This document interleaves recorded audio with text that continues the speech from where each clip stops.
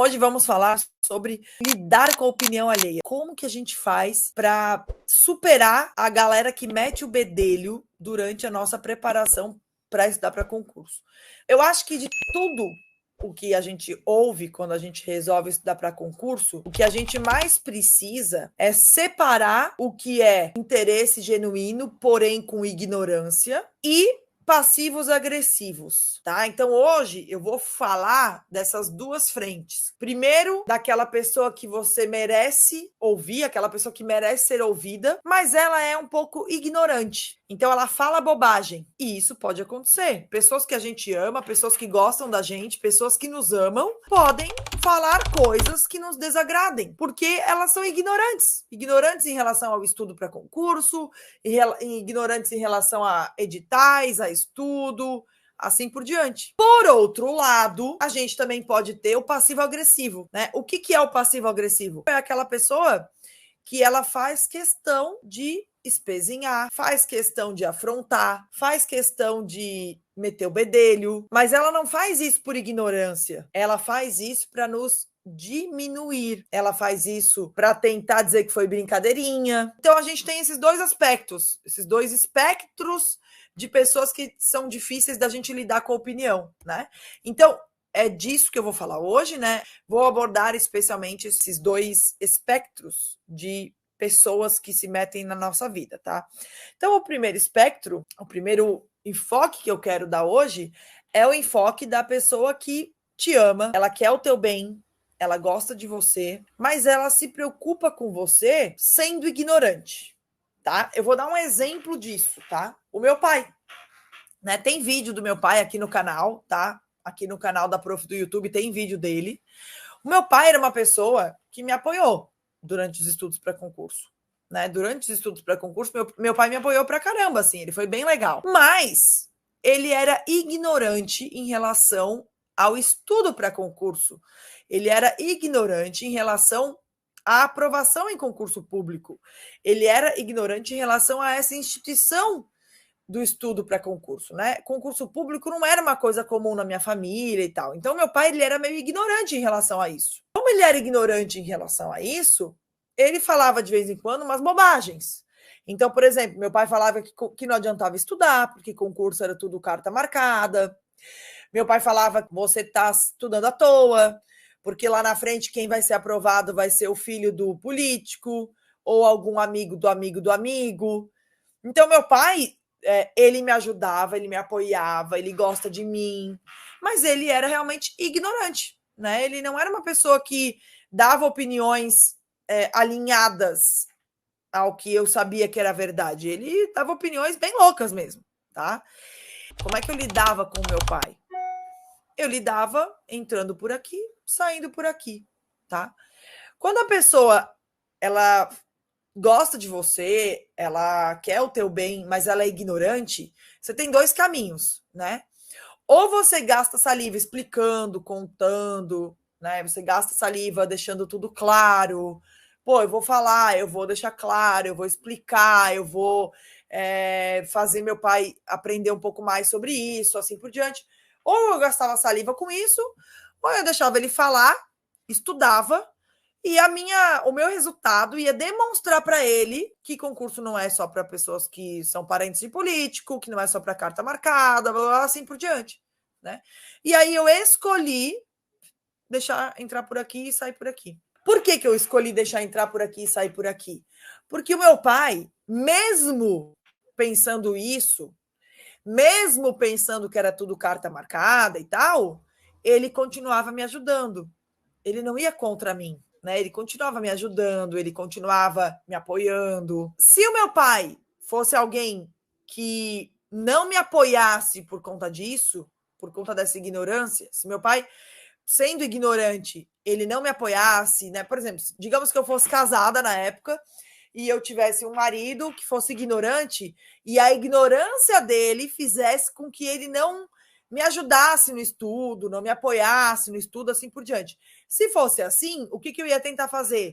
Ia aos poucos tentar explicar para ele, né? Eu ia aos poucos tentar demonstrar para ele, olha, não é assim, olha esse caso aqui, Ah, olha aqui, olha essa pessoa aqui foi aprovada, essa pessoa aqui estava em escola pública e foi aprovada, essa pessoa aqui, ela era ruim em exatas e foi aprovada. Aqui mesmo no meu canal tem diversos exemplos, tá? Diversos exemplos de pessoas assim.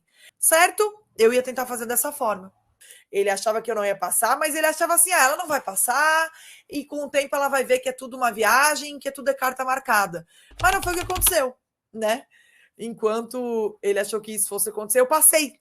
Então eu é que demonstrei para ele o contrário, né? Eu é que demonstrei para ele que não era bem assim, tá bom?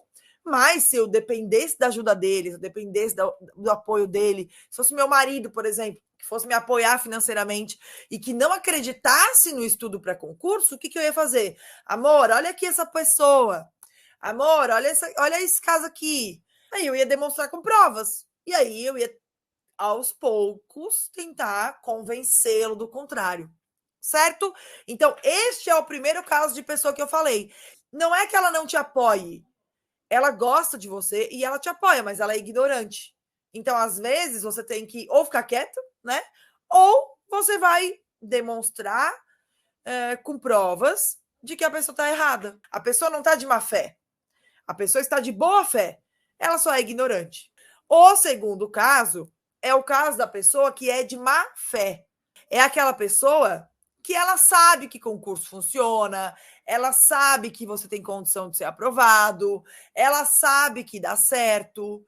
Só que às vezes a gente não gosta de ver no outro aquilo que a gente não consegue fazer. A gente não consegue ver no outro atitudes que a gente gostaria de ter, certo? Então, nesse caso, essa pessoa ela tem um comportamento que se chama passivo-agressivo. É o comportamento da pessoa que ela não tem coragem de abrir fogo com você. Ela não tem coragem de abrir uma guerra com você. Ela não tem coragem de te dizer na cara que ela não concorda, que você não vai ser aprovado, que ela não acredita em você, que você não vai passar. Ela não tem coragem de te dizer isso. Então, o que essa pessoa faz? Essa pessoa ela começa com brincadeirinhas, com piadinhas. Ela começa a falar mal de você para os outros. Ela começa a vir com opiniõezinhas assim meio maliciosas. Ela começa a ter opiniõezinhas muito sutis, mas que são agressivas. Por isso que o nome se chama passivo-agressivo. Ela não é agressiva, ela é passivo-agressiva. Esse tipo de pessoa é um tipo de pessoa que, se você bater de frente com ela de forma estourada, essa pessoa vai chegar e vai falar assim: olha aí, ó, tá louca, tá doida, essa pessoa tá maluca, tá louca. Então, esse tipo de pessoa é um tipo de pessoa maliciosa, é um tipo de pessoa difícil de lidar, é um tipo de pessoa que a gente tem que ter muito cuidado muitas vezes. Por quê? Porque a gente não consegue excluir da nossa vida. Mesmo assim, mesmo sem conseguir excluir da nossa vida, a gente precisa colocar esta pessoa no lugar dela. Então, a gente não pode excluir essa pessoa da nossa vida, mas a gente precisa colocar ela no lugar dela, sem que ela tenha argumentos para nos chamar de louca, para dizer que a gente está doida, que a gente estoura por qualquer coisa. Você precisa saber identificar uma pessoa passiva-agressiva. Ela sempre vai ter uma opiniãozinha, uma consideraçãozinha, vai falar um negocinho assim, meio que, né, depreciativo. O que você faz para resolver este problema? Você vai chegar. Primeira coisa é nunca esperar essa pessoa passar do ponto.